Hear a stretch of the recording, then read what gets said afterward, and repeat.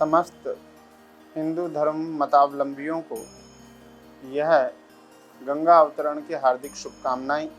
आज ही के दिन भगीरथ की तपस्या पूर्ण हुई। राजा सगर के 60,000 पुत्र संत की अवहेलना से, कपिल मुनि की अवहेलना से भस्मीभूत हो गए, तो उनके उद्धार के लिए राजा सगर ने, फिर उनके पोते अंशुमान ने, फिर भगीरथ ने लगातार कई पीढ़ियों तक गंगा को धरती पर लाने के लिए तपस्या करी।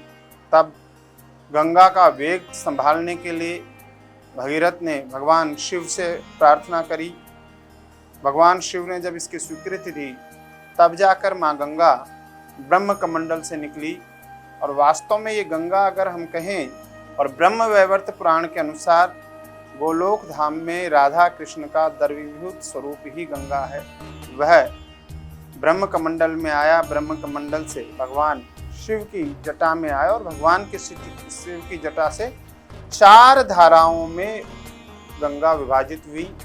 ये 4 धाराएं धरती पर आई, तो एक धारा भगीरथ के पीछे पीछे आए, जिसे हम भागीरथी के रूप में जानते हैं, और अनेक तीर्थों को जन्म देती हुई ये धारा, इधर जो बाकी 3 धाराएं हैं वो बद्रीनाथ के पास अलकनंदा के रूप में, उसके बाद मंदाकिनी और नंदाकिनी के रूप में विष्णुप्रयाग, रुद्रप्रयाग आदि में नए नए तीर्थों को जन्म देते हुए देवप्रयाग में अलकनंदा और भागीरथी के संगम से जो स्वर्ग से ब्रह्म कमंडल से 4 धाराएं आई थी, वो एक हो जाती हैं और उनका नाम गंगा पड़ जाता है। देवप्रयाग से पहले तक भागीरथी कहलाती है, इस तरफ से जो गंगोत्री से आ रही है, और दूसरी तरफ से अलकनंदा सभी जलों को अपने में समाहित करती हुई ला रही है। हम आज गंगा की महिमा को सब कोई जानते हैं, समझते हैं, और गंगा का जो उत्तराखंड का प्रवेश द्वार कहें हरिद्वार है, वहाँ आज की डेट में शनिवार और रविवार के दिन होने वाली भीड़ यह बताती है कि गंगा का महत्व आप सभी हिंदू धर्म मतावलंबियों के मन में कितना है।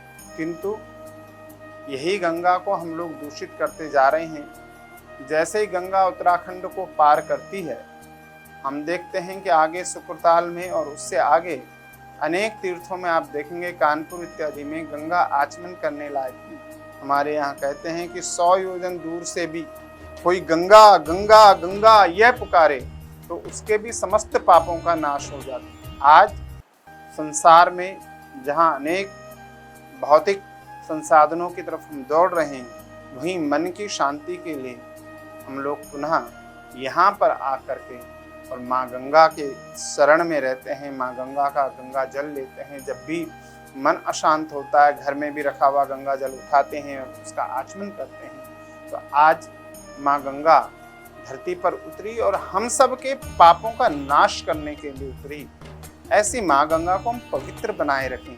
ऐसी माँ गंगा की पवित्रता का हमें ध्यान रखना है, स्थान का ध्यान रखना है। हम सभी हिंदू धर्म मतावलंबियों को न सिर्फ हरिद्वार और गंगा के घाट ही, बल्कि जहाँ कहीं भी हमारा कोई धर्म स्थल है, उसको पिकनिक स्पॉट बनाने से बचना है। माँ गंगा आप सबको शुद्धि दे, आप सबके मन को पवित्र करे, आपका हृदय पवित्र हो और उसमें परमात्मा का वास हो। ऐसी शुभकामना सद्भावना के साथ आप सबको गंगा अवतरण की, गंगा दशहरे की खूब खूब शुभकामनाएं। ओम नमो नारायण।